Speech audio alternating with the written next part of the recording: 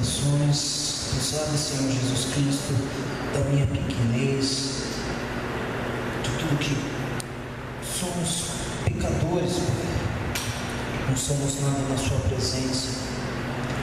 Usa, Senhor Jesus Cristo, esse que é o menor dos Teus vasos, Pai, para trazer a mensagem para a Tua casa. Ó Deus, abre os corações do Seu povo para receber a Tua palavra, e abre os ouvidos do Seu povo para ouvir de Ti, para receber de Ti, em nome de Jesus. Amém. Pegue a Bíblia que está mais perto de você. Eu tinha reservado uma mensagem. Estou querendo ouvir. Só que eu vou falar hoje.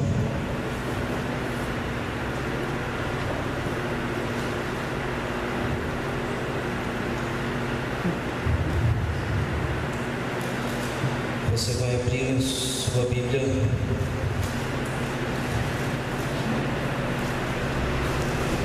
no livro de Gênesis.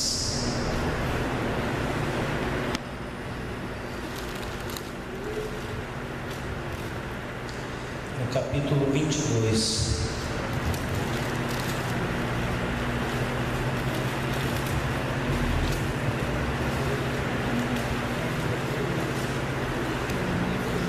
Eu não ia pregar isso, eu tinha preparado uma outra coisa. Mas todavia seja feita a vontade de Deus, amém? Vamos fazer uma leitura expositiva da palavra. Depois nós explicamos o texto e depois nós aplicamos o texto, amém? E aconteceu, depois dessas coisas, que tentou Deus a Abraão e disse: Abraão. E ele disse: eis-me aqui. E disse: toma agora o teu filho, teu único filho, Isaque, a quem amas. Vai-te à terra de Moriá e oferece ali em holocausto sobre uma das montanhas que eu te direi. Então se levantou Abraão pela manhã de madrugada, abardou o seu jumento, tomou consigo 2 de seus moços e Isaque seu filho, tendeu a lenha para o holocausto, levantou-se e foi ao lugar que Deus lhe dissera. Ao terceiro dia levantou Abraão os seus olhos e viu o lugar de longe, e disse a Abraão a seus moços: ficai aqui com o jumento, e eu e o moço iremos até ali. Havendo adorado, tornaremos a vós. E tomou Abraão a lenha e o holocausto e pô-la sobre Isaque seu filho. E ele tomou o fogo e o cutelo de sua mão, e foram ambos juntos. Então falou Isaque a Abraão seu pai e disse: meu pai. E ele disse: eis-me aqui, meu filho. E ele disse: eis aqui o fogo e a lenha, mas onde está o cordeiro para o holocausto? E disse então Abraão: Deus proverá para si o cordeiro para o holocausto, meu filho. E assim caminharam ambos juntos. Vamos ler até aqui. Podem se sentar.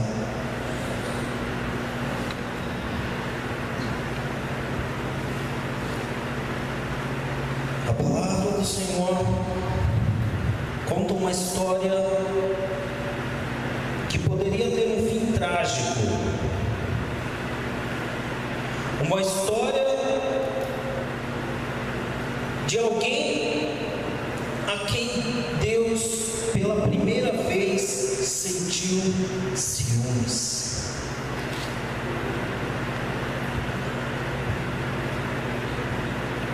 No versículo 2 nós vemos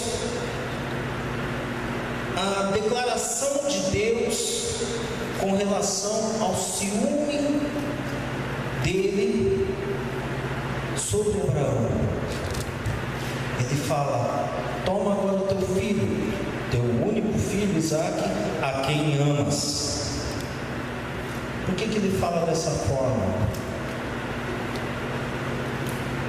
Deus não precisava dar essa informação a Abraão. Abraão amava seu filho, amava de maneira extrema, amava de maneira suprema, amava como se fosse a única coisa de sua vida, a única alegria de sua vida, e realmente o era. Essa palavra ela é muito forte, porque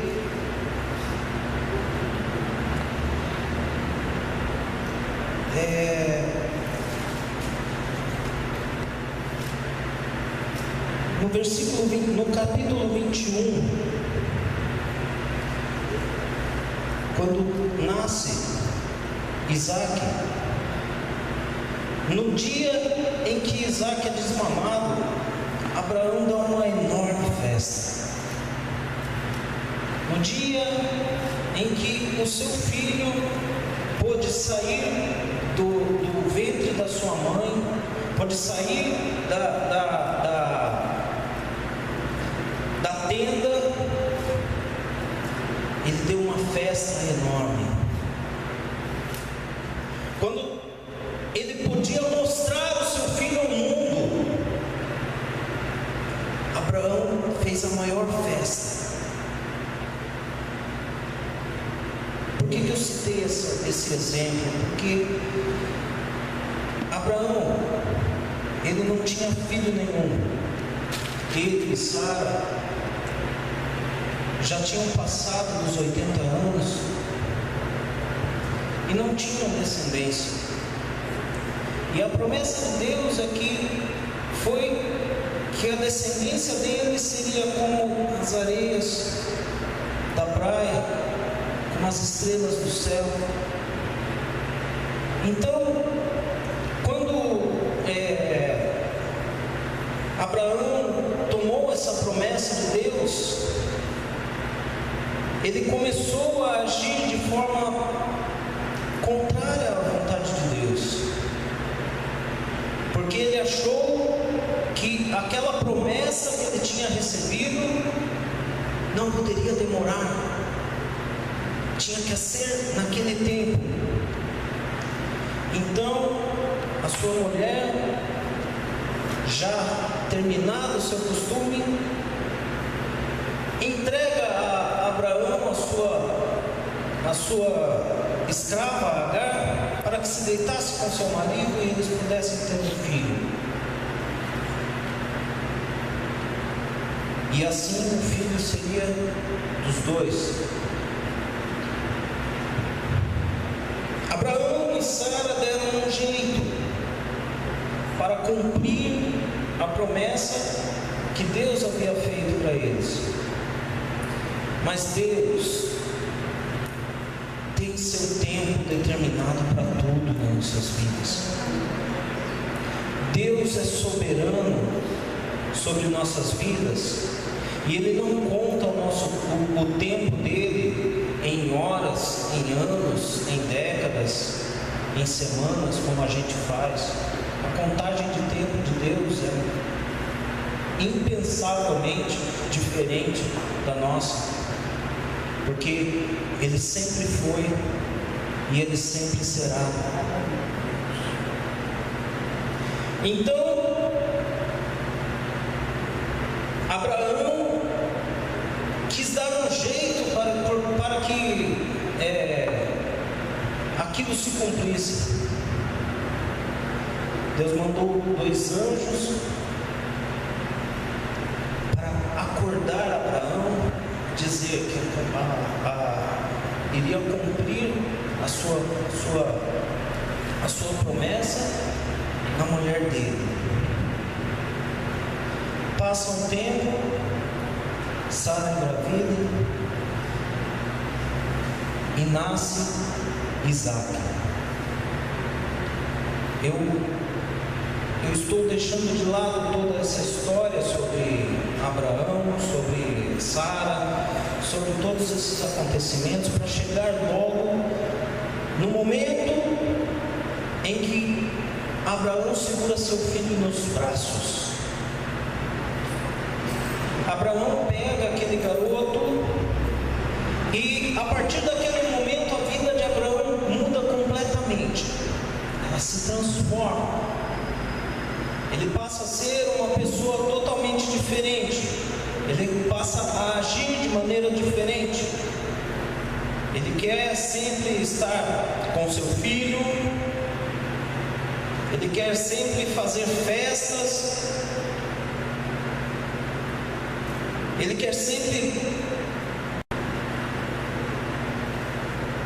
Mas Deus nos ensina hoje que existe uma hierarquia muito forte nas nossas vidas, onde Deus é o nosso cabeça, onde Deus é a prioridade das nossas vidas. Mas Walter, eu tenho que desprezar meu filho, eu tenho que desprezar alguém da minha família, eu tenho que desprezar as pessoas. Não é disso que eu estou falando. Eu estou falando do ciúme que Deus tem sobre a sua vida. Deus não divide a glória dele com ninguém.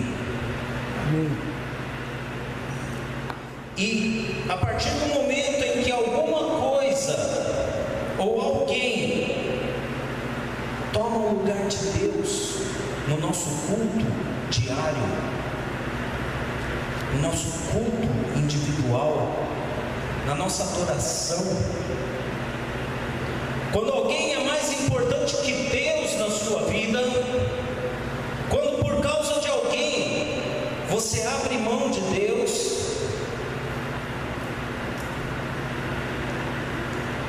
Deus pede seu Isaac.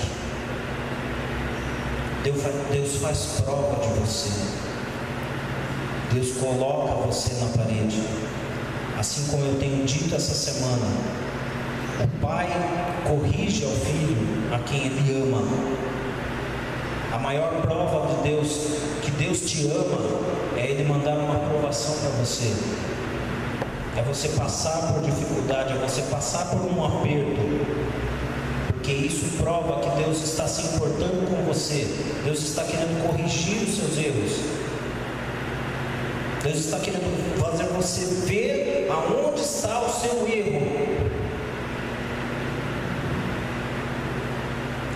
Abraão estava pondo o seu filho em um pedestal, em um patamar que estava se aproximando à estatura de Deus em seu coração.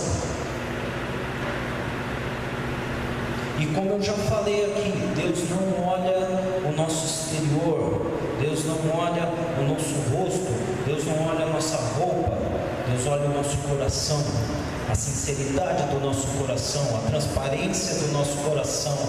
Não tem como a gente esconder coisas, esconder sentimentos de Deus, porque Ele está aqui, Ele está vendo, não tem como. E no coração de Abraão, o amor por seu filho estava se tornando tão grande que corria o risco de, em determinado momento, ele escolher seu filho a servir a Deus. Deus conhecia o coração de Abraão. E aqui eu faço um parênteses. Deus conhece nossos corações. Amém. E cada vez que nós colocamos alguma coisa ou alguém de maneira a ser mais importantes do que Deus nas nossas vidas, Ele põe aquilo à prova.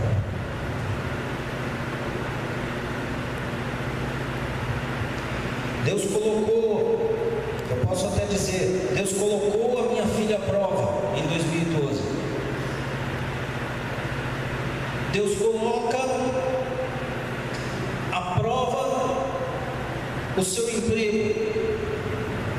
Deus coloca à prova a sua posição social.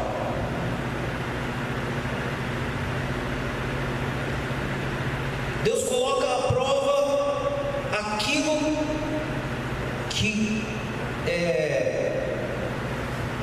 que usa o seu dia a dia, aquilo que te chama a atenção, aquilo que você tem como base para a sua felicidade, base para o seu dia a dia.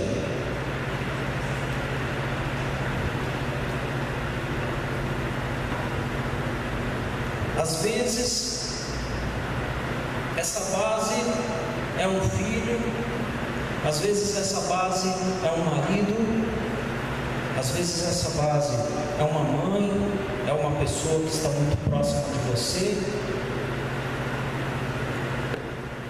E que Deus, por muitas vezes, sutilmente, faz prova com você. Será que você vai ter fé para abrir mão dessa pessoa, para abrir mão disso, em nome de mim? Será que no seu coração, se você perder seu dinheiro, se você perder sua família, se você perder a sua felicidade, você vai continuar adorando ao Senhor? No domingo eu vou pregar sobre as 3 teses de Satanás, que fala exatamente disso. As coisas que Deus põe à prova para ver se sem aquilo você tem a capacidade de adorá-lo. Será que se Deus levar o seu Isaac, você vai continuar adorando a Ele? Será que num determinado tempo da sua vida, Deus já não pediu um Isaac? E isso fez com que você esquecesse de Deus. Isso fez com que você ficasse revoltado com Deus.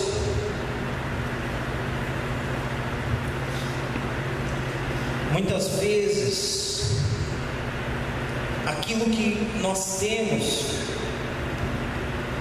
se torna a base da nossa adoração, porque nós não adoramos a Deus pelo que Ele é, por Ele ser santo, santo e santo. Nós adoramos a Deus porque Ele me deu uma casa. Eu adoro a Deus porque Ele me deu esse filho. Eu adoro a Deus porque Ele me deu esse emprego. Então quer dizer que se Deus tirar, você não vai mais adorar a Ele?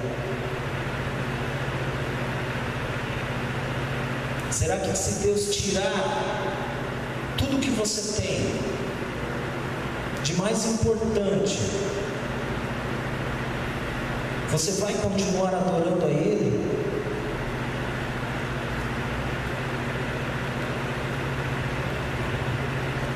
Quando Deus percebeu que Abraão estava colocando Isaac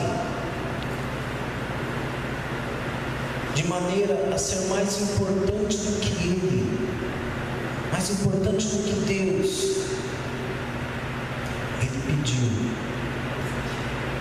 me dá ele em holocausto. Oferece o seu filho em holocausto. E aqui Deus traz uma mensagem muito forte. Ele diz para você: oferece a sua vida em holocausto. Oferece a sua vida em adoração. Holocausto é sacrifício, quer dizer adoração. Você oferece seu filho em adoração a mim. Oferece o seu emprego em adoração a mim. Oferece a sua vida em adoração a mim. É isso que Deus falou para Abraão. Prova para mim que essa pessoa, que esse presente que eu te dei, que esse emprego, que esse filho, que essa pessoa que cuida de você, que essa pessoa que você cuida, que esse seu marido, faz parte da sua adoração a mim, e não se transformou em uma adoração para você mesmo. Prova isso para Deus. Prova para Deus que nada é mais importante na sua vida do que Ele.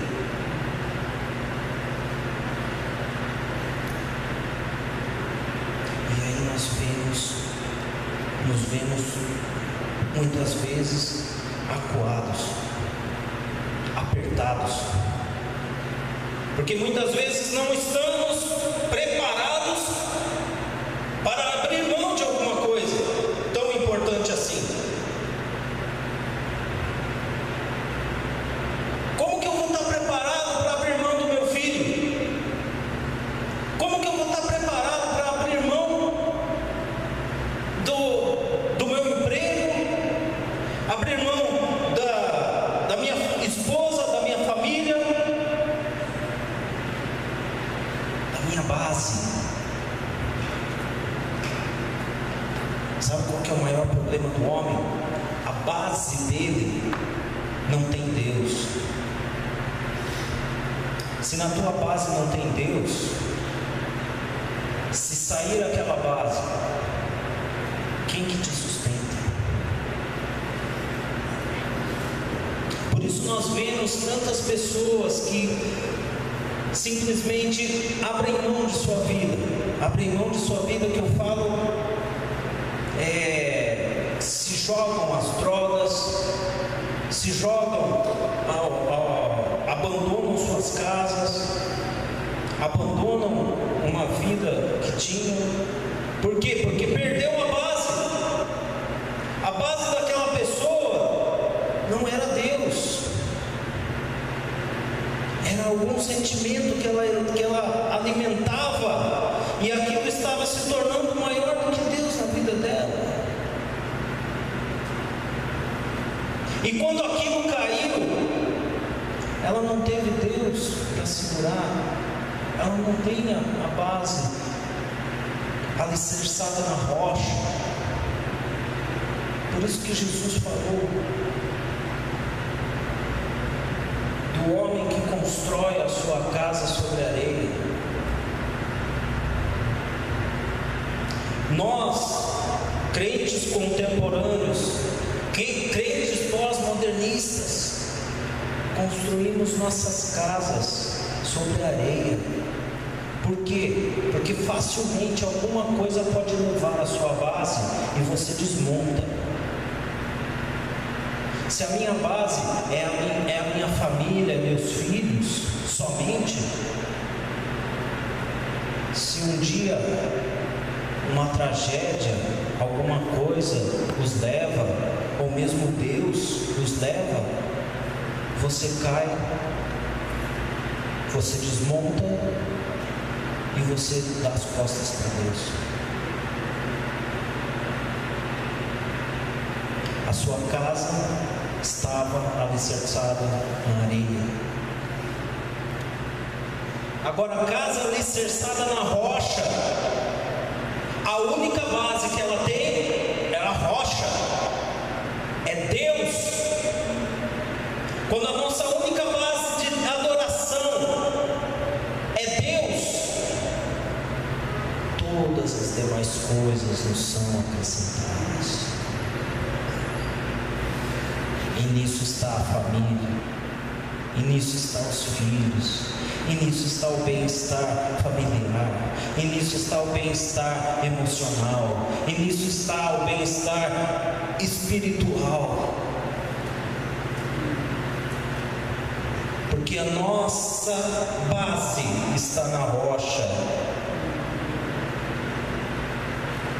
Se a rocha se movimentar, você vai junto.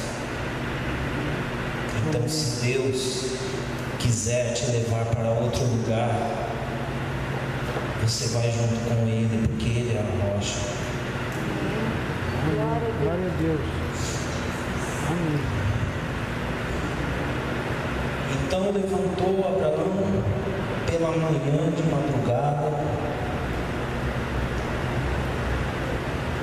e levou Isaque.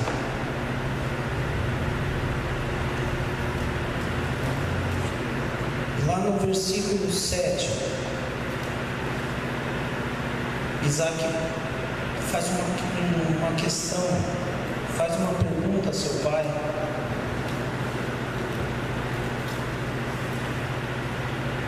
Onde o próprio Abraão começa a dar sinais de transformação, sinais de que estava começando a entender o recado de Deus.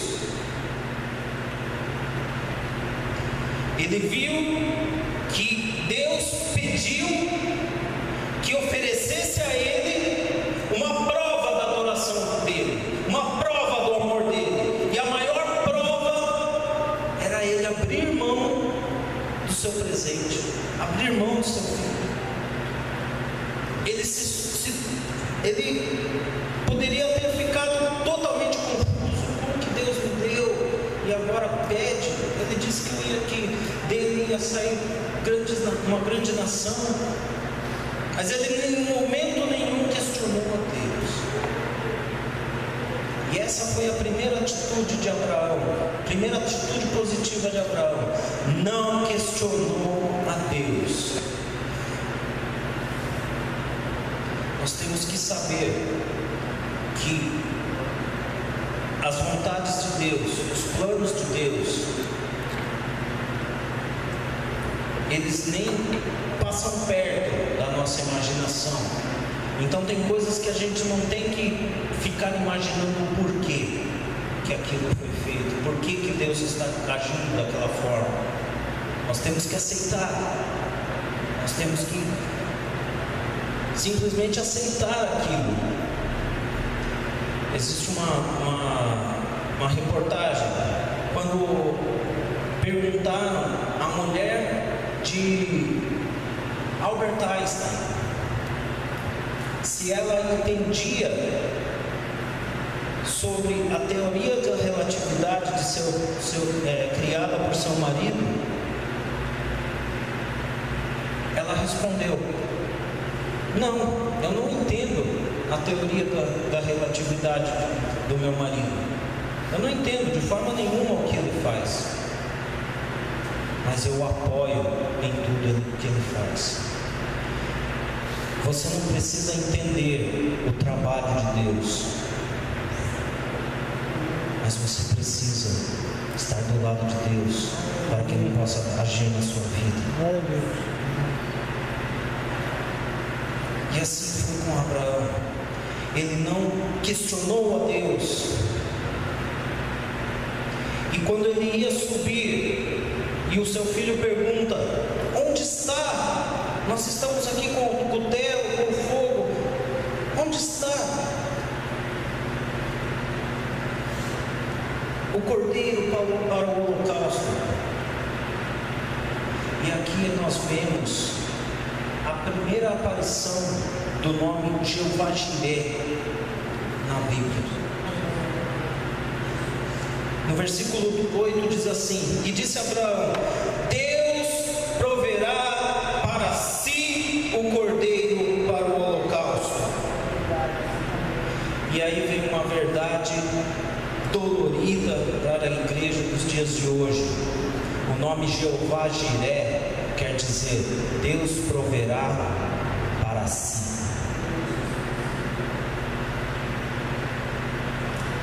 Entende a dificuldade que nós estamos passando? Nós tomamos isso como se fosse algo para nós. Jeová Jiré quer dizer que Deus vai providenciar a forma de você adorar a Ele. Se você não tem um carro para ir à igreja, Deus vai providenciar um carro para você ir à igreja. Se você não tem um emprego para sustentar a sua família, para ser próspero, para trazer o dízimo à casa do Senhor, para realmente fazer prova de Deus, Deus proverá para si a forma de você adorá-lo. Jeová Jiré quer dizer, Deus proverá para si a forma de você adorá-lo. Amém. Glória a Deus. Ele não vai dar para você todo e não lembrar mais de Deus. Deus não vai dar para você um carro para você esquecer de Deus. Deus nunca vai dar um presente para nós que possa ser um Isaac na sua vida. Por isso que quando Ele te dá um presente, quando Ele te dá alguma coisa que você pediu, saiba usar aquilo como adoração a Ele.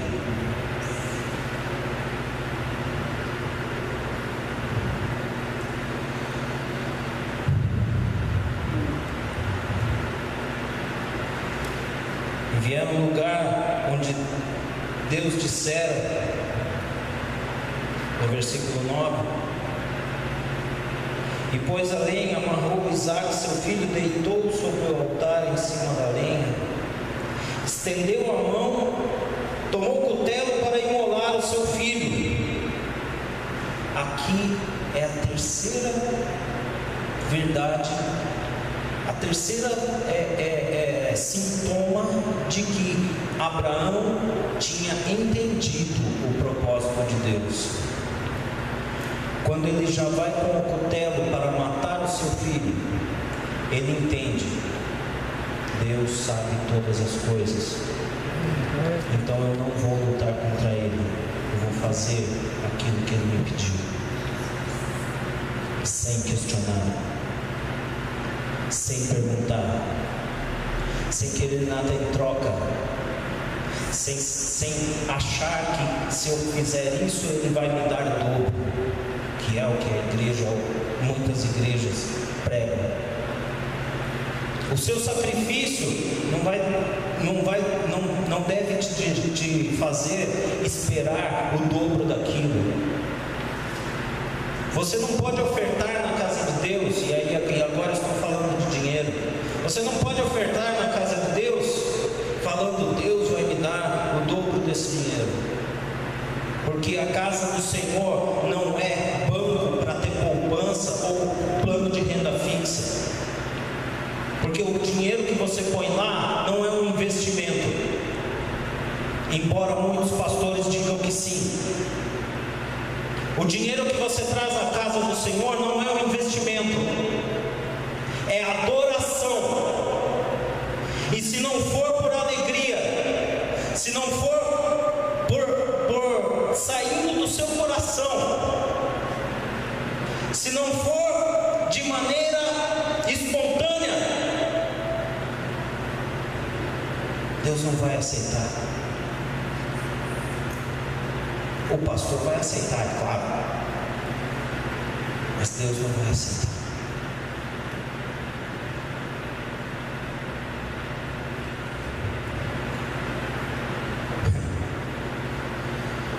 Mas no versículo 11, nós vemos o primeiro ensaio da encenação da morte de Cristo. Mas o anjo do Senhor lhe bradou desde os céus e disse: Abraão, Abraão. Ele disse: eis-me aqui. Não estenda não te faças nada, porquanto agora sei que temes a Deus. Ele entendeu o que Deus queria dele, e Deus viu isso no coração dele. No versículo 13: então levantou Abraão seus olhos e olhou, e eis que um cordeiro atrás dele, travado pelas pontas num mato. Foi Abraão e tomou o cordeiro e ofereceu em holocausto em lugar do seu filho. Aleluia. Aqui vemos a primeira evidência do que Deus esperava para o mundo, do que Deus esperava para o seu povo. Um cordeiro, porque ali o menino, ele não tinha pecado. Ele estava ali porque o seu pai precisava cumprir uma promessa, cumprir aquilo que Deus mandou. Mas para cumprir a vontade de Deus, a vontade soberana de Deus, Deus enviou o Cordeiro para morrer no nosso lugar, porque nós merecíamos, por causa de nossas transgressões. Mas Deus já enviou o Cordeiro para justificar você, para justificar o seu pecado, para justificar os seus erros. Por isso que eu falei ontem, Deus é justo e fará justiça. E a justiça de Deus você é justificado por Ele, então o outro vai morrer no seu lugar. Porque sangue deve ser derramado para que haja remissão de pecados. E quando nós aceitamos a palavra de Deus, nós aceitamos Jesus Cristo no nosso coração, nos colocamos realmente na posição de Isaac, amarrado, prostrado, apenas esperando a sua sentença. Então vem do céu a mão poderosa do Senhor e diz: ninguém vai fazer mal a você, porque o Cordeiro de Deus que tira o pecado do mundo veio para tomar o seu lugar, veio para ficar no seu lugar, veio para derramar o sangue precioso por você. Então, irmão, não faça das coisas que Deus te dá o seu Isaac. Não faça das coisas que Deus tem te dado algo que possa trazer ciúmes a Deus. Não deixe que aquilo que te traz felicidade te afaste de Deus.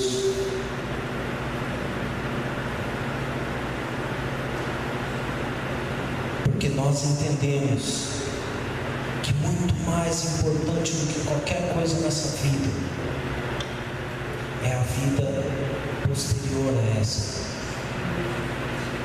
O simples, às vezes algumas pessoas chegam aos 80, 90 anos, outros chegam aos 60, 70. O que é esse tempo curto aqui nesse mundo, se a nossa alma é eterna e vai morar com Deus? Quando nós estivermos lá, provavelmente nós vamos olhar, lembrar do tempo que estivemos aqui e pensar: meu Deus, como eu perdi meu tempo me dedicando a coisas desse mundo que não tinham valor. Eu poderia ter usado esse tempo para adorar a Deus, Eu poderia ter usado esse tempo para me dedicar ao Senhor.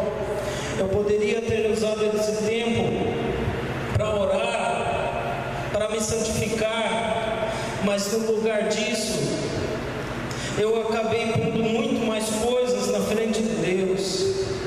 Eu acabei pondo meus estudos na frente de Deus. Eu acabei pondo meu emprego, meu dinheiro, meus filhos, minha esposa, coisas desse mundo. Eu coloquei tudo na frente de Deus. E quando sobrava um tempinho, eu ia lá, pedia perdão. Eu ia uma vez por mês na igreja pedir perdão no dia da Santa Ceia, e achava que estava bom. E hoje eu estou aqui no inferno, sendo atormentado, queimando.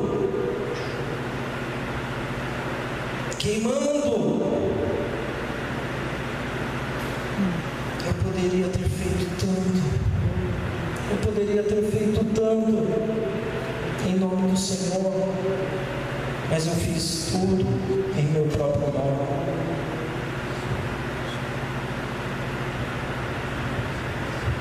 Não adianta a gente lá na frente fazer essa oração, porque lá no inferno você não vai ser ouvido. Lá no inferno vai haver muito arrependimento, um arrependimento que era para ser nesse mundo. Vai haver muito arrependimento lá, porque uma das piores coisas do inferno é que a nossa consciência e a nossa lembrança vai ser mantida, e a todo momento vamos nos lembrar de momentos que tivemos nessa terra e que pudemos ter dedicado a vida ao Senhor, dedicado uma vida de santidade, e no lugar disso preferimos servir ao mundo. Preferimos abraçar o nosso Isaac e seguir o mundo da maneira que nós queríamos. E vai ser tarde demais.